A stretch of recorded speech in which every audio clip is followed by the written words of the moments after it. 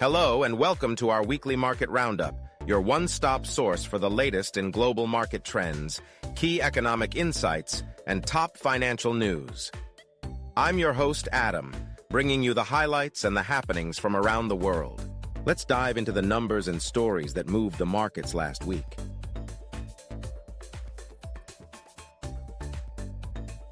Last week, global markets took very different paths. The US managed to grind out some modest gains. Europe stumbled. And Asia, well, Asia is where the fireworks really happened. But that's not the whole story. What's coming next could be even more important, with inflation data and central bank minutes set to make or break the current market mood. We've got a lot to unpack, so stick with me as we explore the biggest movers and what's ahead. The U.S. markets may have posted slight gains last week, but don't let that fool you. Volatility was the real story. The S&P 500 edged up 0.22%, closing at 5,751.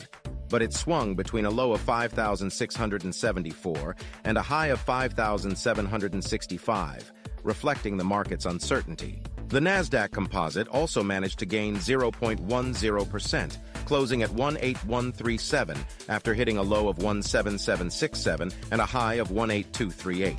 Here's the real twist. This week's CPI and PPI inflation reports are just around the corner, and they could send the markets into a whole new direction. Will the volatility continue, or are we about to see a major shift? Stick around as we dive deeper into what could come next. It was a tough week for Europe, with markets taking a big hit. The Stoxx 600 dropped 1.80% as inflation fears and energy concerns weighed on investors' minds. France's CAC 40 had an even worse time, plummeting 3.2%. Germany's DAX couldn't escape the pain either, falling 1.8%. The fear of recession is getting harder to ignore. But wait, the real drama is just around the corner. This week, German CPI numbers are dropping, and they could set the stage for Europe's next big move. Could inflation push the ECB to take drastic measures? Stay tuned to find out. It was a challenging week for the FTSE 100, which fell by 2.55%, closing the week under pressure. The decline was driven by rising concerns about the UK's economic outlook. Investors grew cautious ahead of this week's critical GDP report, which could either confirm fears of an economic slowdown or offer a glimmer of hope. With such a sharp drop, all eyes are now on the GDP data. Will the UK avoid a deeper recession, or is the FTSE 100 in for more pain? Stay tuned as we unpack what these numbers could mean for the market ahead. Japan had a tough week, with the Nikkei 225 dropping 3.00%. The index faced pressure from a weakening yen, which lost 1.22% against the US dollar. The falling yen is driving up import costs and weighing heavily on Japan's economy, leaving investors jittery. But here's where things could get interesting.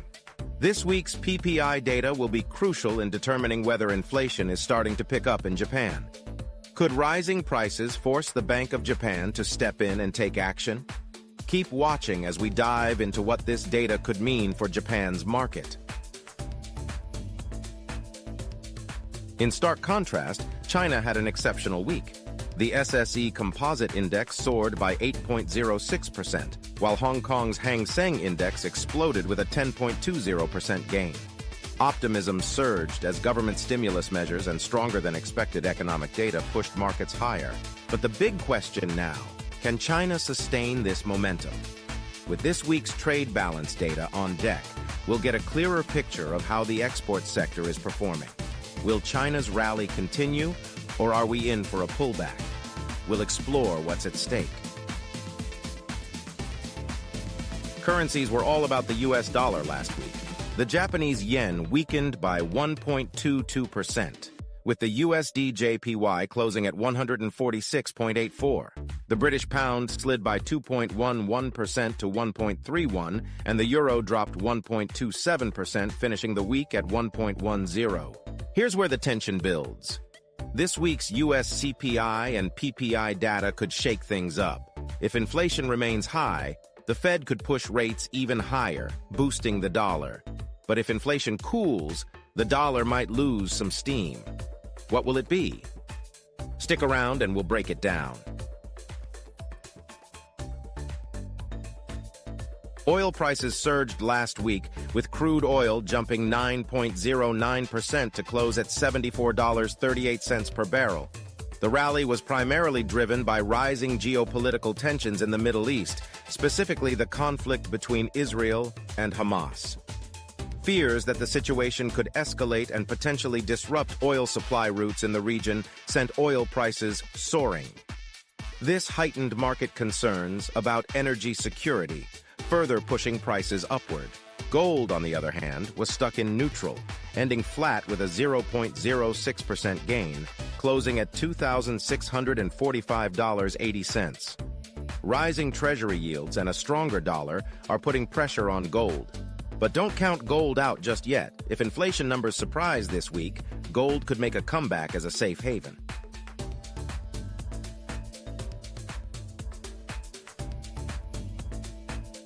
Last week brought a big surprise in the U.S. with the non-farm payrolls report, which revealed that 254,000 jobs were added in September, nearly double expectations. This marks the most job gains since March. Additionally, August's figures were revised upward, and the unemployment rate ticked lower to 4.1%, adding more fuel to concerns about inflationary pressures. Wage growth also surged, with average hourly earnings rising by 0.4%, suggesting that inflation may remain sticky due to strong labor market dynamics. These figures caused a spike in U.S. Treasury yields, with the 10-year yield reaching 3.98%, its highest level since August.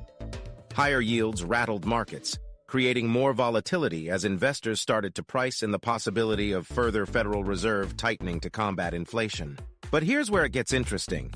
This week's CPI and PPI reports could either confirm or dispel fears of rising inflation. Will the Fed need to hike rates again, or are we heading toward a slowdown in wage growth and inflation? We'll dive into those numbers shortly. In Europe, inflation is showing signs of cooling down.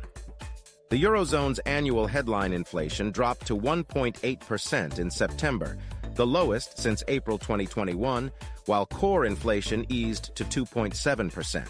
Additionally, the Eurozone composite PMI came in at 49.6, indicating ongoing economic contraction. These factors are stoking expectations that the European Central Bank could opt for a rate cut soon to support the region's weakening economy. ECB President Christine Lagarde hinted at a possible policy shift, saying that the latest developments strengthened confidence that inflation would return to target soon. This could lead the ECB to lower borrowing costs in the coming months. But with growth slowing, the ECB faces the delicate balance of supporting the economy without letting inflation spiral. In the UK, the FTSE 100 went down last week as investors weighed the possibility of further economic slowdown. Bank of England, BOE Governor Andrew Bailey, hinted that the central bank might lower rates if inflation continues to fall. The upcoming GDP data will be critical in shaping the BOE's policy outlook. A weak report could increase the chances of a rate cut, while stronger-than-expected growth could keep rates steady for a bit longer. Japan saw significant political and economic shifts last week, with the Nikkei 225 down 3.00% due to uncertainty following the election of Shigeru Ishiba as the new prime minister. His initially hawkish monetary stance led to a brief strengthening of the yen, but the currency ultimately weakened to around 146 against the dollar as investors reacted to his dovish economic tone. Additionally, the 10-year Japanese government bond yield rose to 0.87%, tracking higher U.S. yields. Japan's focus this week will be on the upcoming PPI data, which could reveal whether inflation is gaining momentum, potentially forcing the Bank of Japan to reconsider its ultra-loose monetary policy. Chinese markets rallied last week with the Shanghai Composite Index surging 8.06%. Optimism around the government's stimulus measures helped offset disappointing economic data, such as another contraction in factory activity and weak PMI readings. The manufacturing PMI in September rose slightly to 49.8, but still remained below the critical 50 mark, indicating contraction. Meanwhile, new home sales dropped significantly, reflecting deeper struggles in the property market. This week, all eyes will be on China's trade balance data. Will it support the rally, or will disappointing export figures cause the markets to pull back? The stakes are high and the world is watching. Keep your eyes on these key data points this week, as they could be game changers. In the US, we've got CPI, PPI, FOMC minutes. Over in Europe, German CPI and UK GDP. In Japan, watch for Japan's PPI data. And in China, watch for trade balance. Each of these could shake the markets, so stay tuned.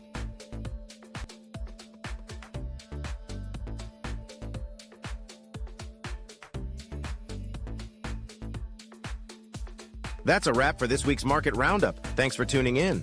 Be sure to subscribe and hit the bell icon to stay updated with the latest market news and analysis. Until next time, stay informed and stay ahead. I'm Adam, and I'll see you next week.